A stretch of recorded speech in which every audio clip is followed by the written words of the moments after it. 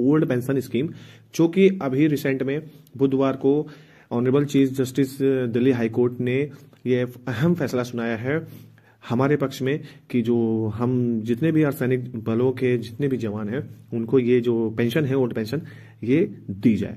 अब इसमें क्या हुआ, क्या बात हुई और ये आगे क्या होगा, इस विषय में मैं बताने वाला हूं। तो सबसे पहले मैं जो न्यूज में आया है वो पहले मैं आपको पढ़ के बता देता हूं, फिर थोड़े कुछ और भी पॉइंट्स हैं इसके बारे में भी मैं आपको बताऊंगा। तो सबसे पहले मैं हेडिंग पढ़ देता हूं, सभी अर्धसैनिक बलों के जवान पुरानी पेंशन के हकदार। ये कोर्ट ने कहा है, दिल्ली हाई कोर्ट ने। क्या है इसके अंदर देखते हैं। दिल्ली उच्च न्यायालय के बुधवार को महत्वपूर्ण फैसले में केंद्रीय अर्धसैनिक बलों को भी सशस्त्र सेना माना है। सशस्त्र सेना का मतलब है कि हमारी इक्वलिटी अब जो पहले सीएपीएफ में हमें बोला जाता था, हम अर्धसैनिक बल नहीं थे, पैरामिलिट्री फोर्स सबसे पहले जब था कि पैरामिलिट्री फोर्स था, फिर इसको सीएपीएफ कर दिया गया था, सेंट्रल आर्म्ड पुलिस फोर्स। इसमें क्या था कि हमको एज अ सिविलियन ट्रीट किया जाता था, जैसे कि हमारे जो अदर सेंट्रल गवर्नमेंट जो भी डिपार्टमेंट्स हैं उनके हिसाब से हमको भी उसी की तरह ट्रीट किया जा रहा था कि ये भी एक सिविलियन ही है। बल्कि ड्यूटी दोस्तों आपको भी पता है, मुझे भी पता है कि हमारी ड्यूटीज कितनी होती है, चाहे वो एसएसबी की हो, चाहे वो बीएसएफ की हो, चाहे वो आईटीबीपी हो, चाहे वो सीआईएसएफ हो।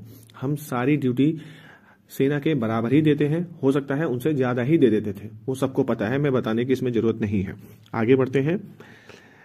जो केंद्रीय अर्धसैनिक बलों को भी सशस्त्र बल यानी सेना माना है।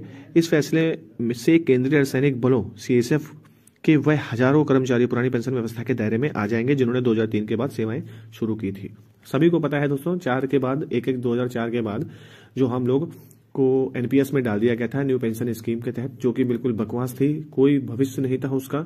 और ये जो लड़ाई है ये दोस्तों ओल्ड पेंशन स्कीम के लिए न जाने पिछले कितने सालों से चल रही है। मतलब 2004 के बाद कई लोगों ने इस पे कोर्ट केस किया, कई लोगों ने इसके लिए धरनाएं दी, क्या क्या किया है वो दोस्तों हम ही जानते हैं। हमारे जो रिटायर्ड सर हैं श्री रणवीर सर, उन्होंने भी कई बार इसके लिए प्रदर्शन किया है, बट कोई सुनवाई नहीं हुई है। लेकिन फाइनली जो भी हुआ दोस्तों अच्छा ही हुआ है। आगे बढ़ते हैं दोस्तों।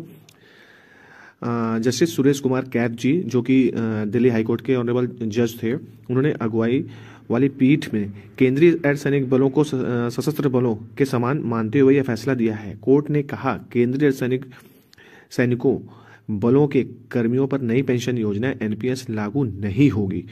पीठ ने अर्धसैनिक बलों के विभिन्न स्तर के कर्मियों की ओर से दाखिल 98 समूह याचिकाओं का निपटारा करते हुए यह फैसला सुनाया है। सोच सकते हैं दोस्तों 98 मतलब 98 पिटीशन डली थी, लोगों ने केस कर रखा था, ये याचिकाएं डाली थी कि हमारी ओल्ड पेंशन की जाए, लेकिन अब तक कुछ नहीं हो रहा था।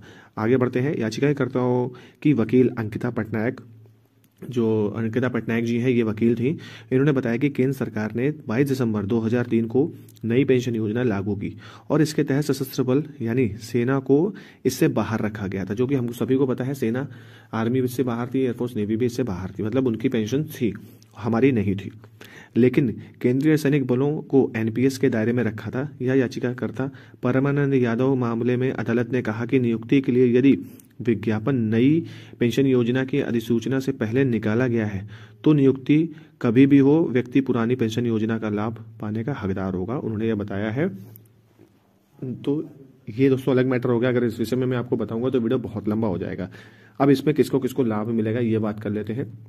तो देखिए, जैसे सभी को पता है इसमें लाभ मिलेगा सीएपीएफ के अंदर आने वाली उस सभी यूनिट्स को, फोर्सेस को, जो कि आईटीबीपी है, बीएसएफ है, सीआरपीएफ है, एसएसबी है और अपना असम राइफल्स है, ये जितने भी फोर्सेस हैं इनको इसका लाभ मिलेगा। अब वहां अंदर बात ये हुई है, जो ऑनरेबल जज ने बोला है कि जैसे कि ये बीएसएफ का एक एक्ट है, 1968 का एक्ट है, उसमें ये जो भारत संघ की सुरक्षा के लिए ये जो सशस्त्र बल का जो गठन किया गया था, बीएसएफ का बता रहा हूं मैं, तो इस सशस्त्र बल का गठन किया गया था भारत संघ की सुरक्षा के लिए। इसी प्रकार जो और भी सीएपीएफ के अंदर जो फोर्सेस हैं उनका गठन भी सेम इसी प्रकार किया गया था, भारत संघ के सशस्त्रीकरण के लिए, सुरक्षा के लिए। तो जब इतना सब कुछ है, सेना को भी ये सब सशस्त्रीकरण के तौर पे माना गया है और उनको ये सब सुविधाएं मिल रही हैं ओल्ड पेंशन वाली, तो इनको क्यों ना दी जाए। तो इस तहत, इस फैसले के तहत उन्होंने ये जो फैसला दिया है ये हमारे पक्ष में दिया है। अब आगे क्या